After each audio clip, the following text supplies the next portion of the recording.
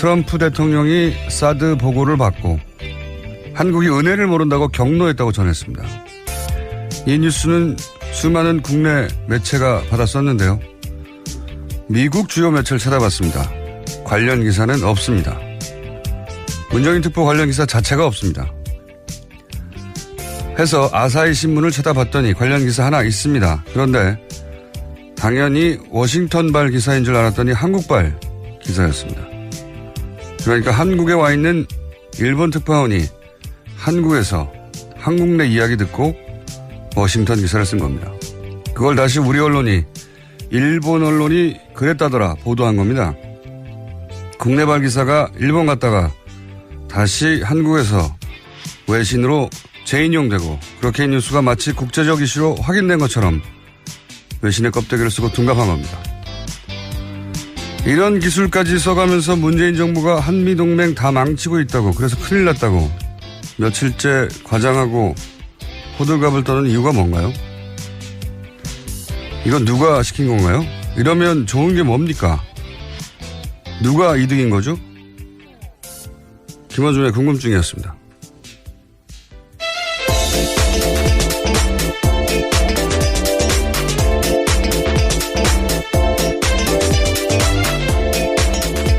시사인의 김은지입니다. 네. 이런 뉴스가 너무 많아요. 외신 껍데기를 쓰고 둥갑하는 뉴스 세탁이라고 저는 부르는데. 아, 새로운 용어네요. 뉴스 세탁. 우리나라 뉴스가 우리나라에서 나온 이야기를 듣고 외신이 인용한 걸 다시 재인용해서 마치 처음부터 외신이 이걸 보도한 것처럼 만드는, 굉장히 과거에 많이 썼던 기술이거든요. 예. 정치적 목적을 띠고. 이런 뉴스까지 써야 되는 이유가 뭔지 모르겠어요. 이제 독자 수준이 많이 올라가서 그게 쉽지 않은 상황이죠. 더군다나 요즘 인터넷이 발달해서 네. 금방 찾아보거든요. 사실 정반대의 얘기를 한 사람도 많아요. 사드 관련해서. 윌리엄 페리라고 국방장관이 있습니다. 이 양반은 한국에게 사드는 군사적으로 효용성이 없다. 전 국방장관인데. 네, 페리 프로세스로 유명한 전 네. 국방장관입니다. 한국인들은 사드가 신뢰도가 높은 방어 수준이라고 착각하지 말라고, 조심해야 한다고, 이건 기술적인 문제가 아니라 정치적인 문제라고, 사드가 북한 미술을 다 막아줄 거라고 생각하면 안 되고 군사적으로 큰 효용이 없다. 이런 얘기를 국방장관이 했는데 이건 왜 대서특별 안 합니까? 당시 기사가 좀 나오긴 했었습니다. 한두 개 나와 말았잖아요. 네네. 지금처럼 막 한미동맹을 다 깬다고 얘기 안 하잖아요. 아니면은 뉴욕타임즈에서 트럼프 대통령이 문 대통령을 만날 때 그 입장을 존중해 줘야 된다고, 중국과 미국 사이에 있기 때문에 너무 밀어붙이면 안 된다. 이런 얘기는 왜 대서특별 안 합니까? 최근에 나온 얘기인데 둘 다. 정반대로 왜 한국발 뉴스를 외신까지 쿠션을 먹고 가져와가지고 난리가 났다고. 아, 참네. 왜들 이러는지 모르겠어요. 네. 매우 의심합니다. 여러 가지 의도를. 문정인 대통령 통일외교안보특보의 미국 방문에 동행했던 김종대 정의당 의원이 자신의 페이스북에서 한국 언론을 강하게 비판했습니다. 그럴만하죠. 예, 그럴만합니다. 뭐라고 비판했습니까? 네, 전후 사정들을 좀 공개한 건데요. 김 의원은 지난 15일 워싱턴에서 열린 한미동맹 세미나에서 보인 미국 전문가들의 일방적인 한국 무시 발언을 소상하게 공개했습니다.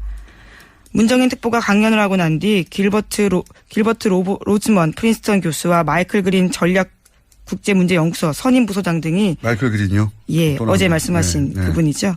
한국의 사드 배치 재검토에 대해서 한미동맹 깨자라는 것이냐라는 이야기를 했다라는 건데요. 한국이 미중 사이의 중재자가 되겠다라고 한 문재인 대통령의 후보 시절의 발언까지 문제 삼으면서 미국이 중국과 긴밀한 대화하는데 한국이 무슨 중재하느냐 비아냥댔다라는 겁니다. 심지어 한국의 태도에 대해서 중국의 눈치 보면서 한미일 전략동맹에서 이탈하려는 의도다라는 공격까지 했다고 합니다. 당연해요, 이 사람들은. 왜냐하면 말씀드렸잖아요. 마이클 그린은 아주 대표적인, 일본어도 잘하는 싱크탱크, 미국의 이제 대표적인 싱크탱크들이 몇 개 있는데 그중에서 친일파를 아주 유명한 사람이에요. 일본과 가깝다는 얘기죠. 예. 그리고 길버트 로즈먼 이분도 뭐 아시아 전문가로 맨날 소개되는데 이분도 항상 남북의 그러니까 우리와 일본의 이해가 엇갈릴 때는 일본의 편을 들어왔던 사람이에요. 예를 들어서 지금 위안부 문제 같은 경우도 중요한 진전이라고 일본이 잘했다고 칭찬 무지했던 사람입니다. 아베 위안부가 일본의 극우에 반대를 무릅쓰고 이 일을 해낸 거라고 중요한 역사적 진전이라고 우리하고는 전혀 동떨어진 이야기. 아베 행정부가 주장했던 내용이었는데 그게 일본에도 저 오른쪽 끝에 있을 거 아닙니까? 아베 정부도 극우 정부라고 이제 비판받지만 저 오른쪽 끝에 있는 혐한 집단들 그 예를 들면서 그걸 어떻게 하나 몰라요. 자기들이. 그 혐한 집단의 예를 들면서 거기서 반대하는데도 불구하고 극우가 반대하는데도 불구하고 극우가 그걸 진행했다. 이런 우리 입장에서 그런 이야기인데 잘했다고 칭찬한 사람이죠. 그리고 이 한미일 전략동맹에서 이탈하는 거냐. 이 비판도 일본에서 하는 거예요. 왜냐하면 미일 동맹 아래에 한미 동맹이 있는 게 한미일 동맹이거든요. 지금 구조상. 그래서 틸러슨 국무장관도 지난 3월 달에 와가지고 일본이 미국에게 가장 중요한 동맹이고 역사적으로 한국은 하나의 파트너라고 한 거 아닙니까?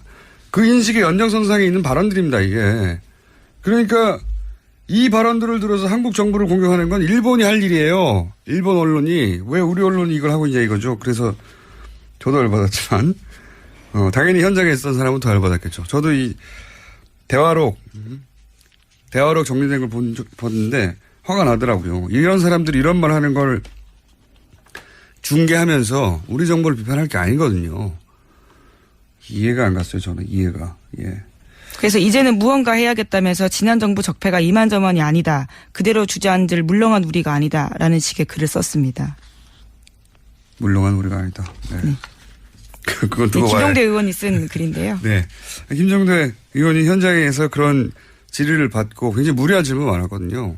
제가 보기에는 읽다 보면 예를 들어서 우리가 당연히 한국법이 있으니까 환경영향평가 해야 된다고 그 괌에서는 23개월을 2년이나 했잖아요.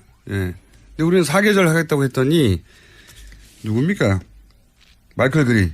예. 이 사람이 또 튀어나와가지고 아니 그거 특례법 만들어가지고 우리 법을 무시하는 거죠. 우리 법 체계를 특례를 만들어서 신속하게 통과시켜야 되는 거 아니냐고. 왜요?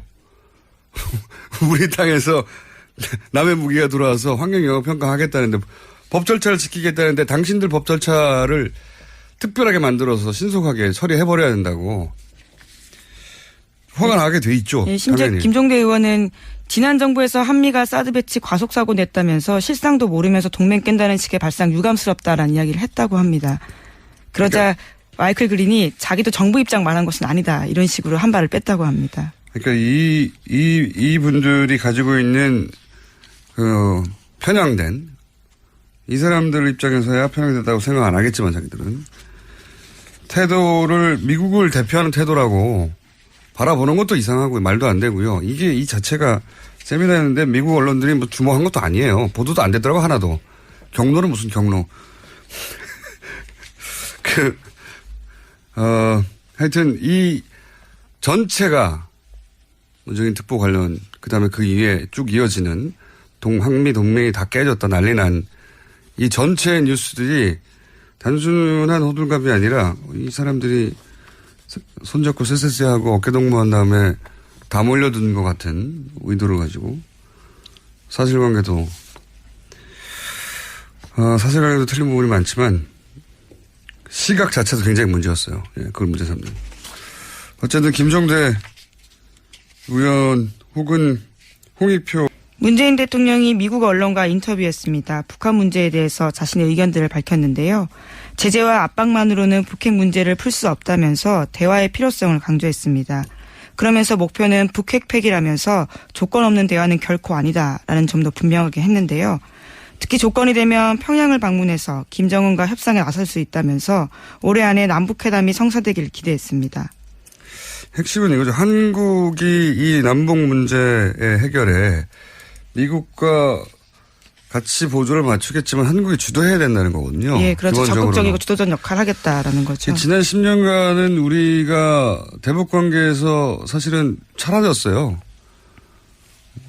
박근혜 정부에서는 이젠 채널까지 완전히 닫았고. 네, 아예 만나지도 않았었죠. 대북 관계에서 박근혜 정부가 한 일은 모든 관계를 끊은 거죠. 그래서 모든 채널을 끊고 이제는 대화가 없습니다. 전쟁하는 중에도 대화를 하는 건데. 근데 그러면 이제 미국이 이 문제를 해결해 달라고 맡기는 거거든요.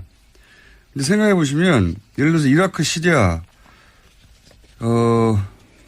여기 사람들이 막 전쟁하고 죽고 그러잖아요. 이걸 우리가 우리 일로 느껴본 사람이 얼마나 있냐. 없어요, 잘.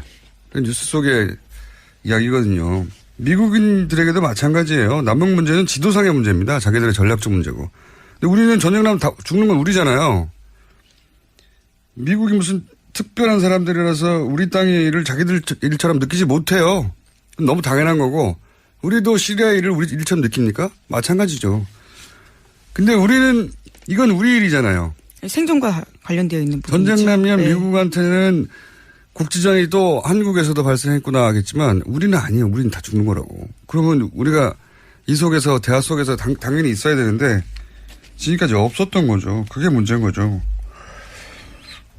자, 이제 뭐 미국에 가서 그런 얘기를 하겠죠. 뭐 그렇다는 얘기고요. 자, 다음 뉴스는요. 네, 또 문재인 대통령은 사실상 한일 위안부 재검토 합의 필요하다라는 식의 의견도 밝혔습니다. 워싱턴 포스트의 질문에 대한 답이었는데요. 문재인 대통령은 위안부 문제 해결의 핵심은 일본이 법적 책임을 인정하고 공식적으로 사죄하는 것이라고 생각한다고 밝혔습니다. 그 본호 담화로 돌아가자는 거죠. 예. 이미 일본이 다 했던 거를 더 많은 걸 요구하는 게 아니라 아니 다 인정했던 걸 왜 다시 부인하는 거야? 이런 거거든요. 이건 우리가 받아들일 수가 없죠. 당연히. 자, 다음 뉴스는요. 네, 강경호 외교부 장관도 어제 일본 외상과 전화통화했습니다. 위안부 합의 받아들일 수 없다고 강조했는데 기시다 외상이 위안부 합의의 착실한 이행이 필요하다라고 말하자 강 장관은 위안부 합의는 우리 국민 대다수와 피해자들이 받아들이지 못하는 게 현실이라고 강조했습니다. 또 독도 문제 관련해서도 부딪혔는데요. 강 장관은 일본이 초중학교 학습 지도 요령 해설서에 독도가 고유 영토라는 왜곡된 주장을 포함시킨 데 대해서 강한 유감을 표시했습니다. 즉각 중단해야 된다라고 촉구했는데요. 외교부는 기타가와 가스로 주한 일본 대사관 정무공사도 초치해서 항의의 뜻을 전달했습니다. 이건 너무 기본적인 건데 여태 안 한 거죠. 예. 이걸 왜 여태 안 했을까요? 강 장관이 특별히 잘했다기보다는 그냥 해야 할 걸 한 거죠. 예. 국제문제연구소 선임부소장 등이 마이클 그린요? 예, 어제 말씀하신 그분이죠. 한국의 사드 배치 재검토에 대해서 한미동맹 깨자라는 것이냐라는 이야기를 했다라는 건데요. 한국이 미중 사이의 중재자가 되겠다라고 한 문재인 대통령의 후보 시절의 발언까지 문제 삼으면서 미국이 중국과 긴밀한 대화하는데 한국이 무슨 중재하느냐 비아냥됐다라는 겁니다. 심지어 한국의 태도에 대해서 중국의 눈치 보면서 한미일 전략동맹에서 이탈하려는 의도다라는 공격까지 했다고 합니다. 당연해요. 이 사람들은. 왜냐하면 말씀드렸잖아요. 마이클 그린은 아주 대표적인 일본어도 잘하는 싱크탱크 미국의 이제 대표적인 싱크탱크들이 몇 개 있는데 그중에서 718 아주 유명한 사람이에요. 일본과 가깝다는 얘기죠. 예. 그리고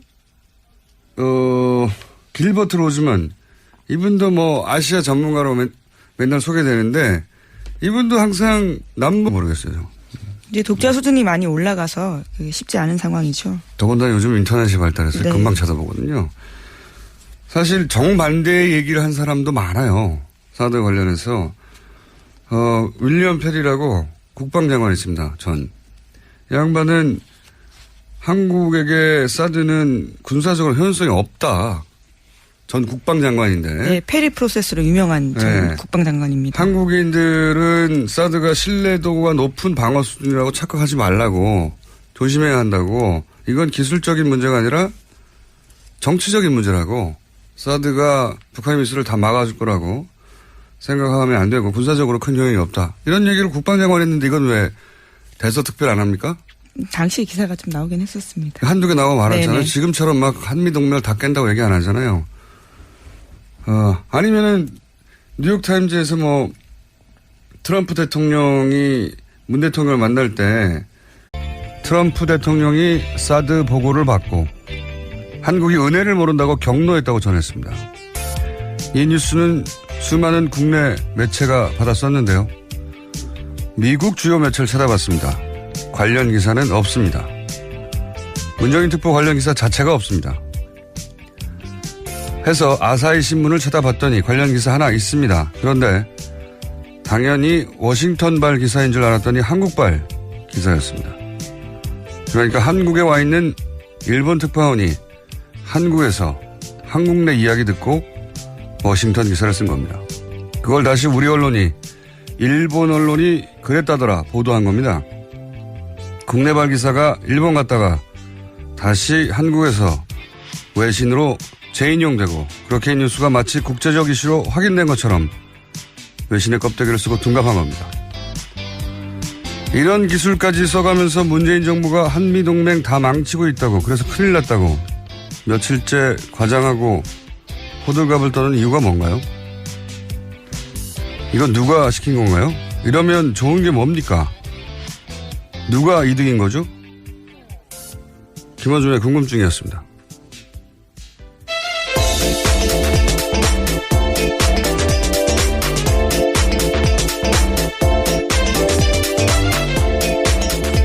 시사인의 김은지입니다. 네. 이런 뉴스가 너무 많아요. 외신 껍데기를 쓰고 둔갑하는 뉴스 세탁이라고 저는 부르는데. 아, 새로운 용어네요. 뉴스 세탁. 우리나라 뉴스가 우리나라에서 나온 이야기를 듣고 외신이 인용한 걸 다시 재인용해서 마치 처음부터 외신이 이걸 보도한 것처럼 만드는, 굉장히 과거에 많이 썼던 기술이거든요. 예. 정치적 목적을 띠고. 이런 뉴스까지 써야 되는 이유가 뭔지, 그 입장을 존중해줘야 된다고. 중국과 미국 사이에 있기 때문에 너무 밀어붙이면 안 된다. 이런 얘기는 왜 대서특별 안 합니까? 최근에 나온 얘기인데 둘 다. 정반대로 왜 한국발 뉴스를 외신까지 쿠션을 먹고 가져와가지고 난리가 났다고. 아, 참네. 왜들 이러는지 모르겠어요. 네. 매우 의심합니다. 여러 가지 의도를. 문정인 대통령 통일외교안보특보의 미국 방문에 동행했던 김종대 정의당 의원이 자신의 페이스북에서 한국 언론을 강하게 비판했습니다. 그럴만하죠. 예, 그럴만합니다. 뭐라고 비판했습니까? 네, 전후 사정들을 좀 공개한 건데요. 김 의원은 지난 15일 워싱턴에서 열린 한미동맹 세미나에서 보인 미국 전문가들의 일방적인 한국 무시 발언을 소상하게 공개했습니다. 문정인 특보가 강연을 하고 난 뒤 길버트 로즈먼 프린스턴 교수와 마이클 그린 전략